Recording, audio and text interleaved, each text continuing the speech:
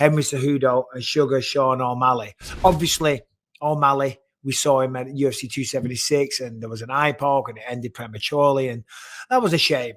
And in my mind, I don't know about you, but in my mind, the natural thing that what they should do is run that fight back. You know what I mean? It never really got started. Yes, I know we got to the second round, but they were still kind of feeling each other out. It never really started. There was an eye poke. It ended. I think they should run that back. I was very intrigued as to who would win that, because Munoz was doing all right. He was doing all right. He was up in I believe on the judges' scorecards. I think on 2 out of 3 judges' scorecards, he was up in that first round. 2 out of 3, he was up definitely. But it seems like mentally, O'Malley's moved on because he's talking a bit of shit. He was calling out Piotr Jan and he was calling out Henry Cejudo as well because he was going through the rankings and said, listen, I'm ranked number 9.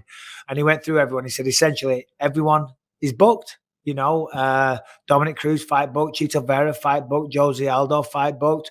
Aljamain's booked. TJ's booked. He went through it all. He said the only people that don't have a fight right now is Henry Cejudo and Piotr Jan. And he was calling them little pussies or something like that. It's ballsy. Fair play to the guy.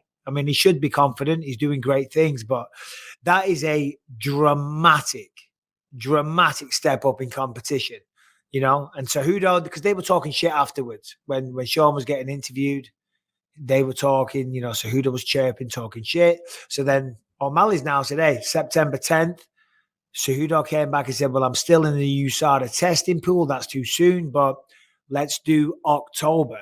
I don't think they'll make that fight. Really? Who else is there to give Henry Cejudo right now? O'Malley broke it down. Like all of the higher ranked bantamweights are all locked up. 100%. And I just echoed that sentiment. I repeated it perfectly, in fact. Yeah, and I agree. I'm just saying that if I was managing Sean O'Malley, and I'm not saying, by the way, that O'Malley couldn't beat him. And what I'm saying is that, Cejudo was the double champ. He's the triple champ. He's the king of cringe. You know what I mean? He's a formidable guy. Behind all that silliness, behind the crown and all the shit that he does, and it is cringy a lot of the time. But behind all of that, Henry Cejudo is a fucking ridiculously good fighter. Incredibly skilled, good hands. But obviously the wrestling would be a problem. I spoke to, because I'm doing this podcast coming out on Audible soon. I spoke to Henry Cejudo, was on an episode of it. Oh. And the adversity what this man went through. It's well documented, but we were talking about it until he got to the Olympic Training Center, never slept in a bed. They were moving around, homeless, house to house, couldn't pay rent, living in Compton, California, moves out to Arizona, finds wrestling. The story he's been through is quite something. It's like something from a movie. And then he becomes Olympic champ and a 2-weight division champ. O'Malley, I think, is the biggest star in the bantamweight division, including the champ, including Dominic Cruz, who's one of the very best, in terms of legacy, in terms of career. But right now, O'Malley, he's the man. I don't know if that would be a smart move, putting him in against Cejudo. That's not an insult, by the way. But a year ago, we were saying, when is Sean O'Malley going to finally take a step up in competition? So to now find, to be looking at this a year later and to say, that anybody is too big of a step up for him seems a little bit preposterous to me. Like, let's see what this kid has, right? And I do think Cejudo would be a massive problem for him, especially in the leg kicking department. Cejudo can chop down somebody's legs, but worse than just about anyone in that division. And O'Malley has had leg problems before. This is a nightmare matchup for him, and it's what I want to see him take. Yes. No, 100% as fans. Yeah, you want to see him in there with the top dogs. What I'm talking about is if I was his manager and you want to make a logical progression. He was fighting unranked guys. Then he started creeping up. Then he fought Pedro Munoz. They should run that back, but there's no talk of that. To jump in to a guy that was a 2-weight division champion until he retired, you know what I mean? A guy that would be top of the food chain as soon as he's eligible to fight. As I say, I'm not saying that Sean couldn't compete. That's not my point. I'm saying build that star even more. You know what I mean? Fight Pedro Munoz, fight 8, 9, 7, whatever, those type of guys. Get 2 more, 3 more.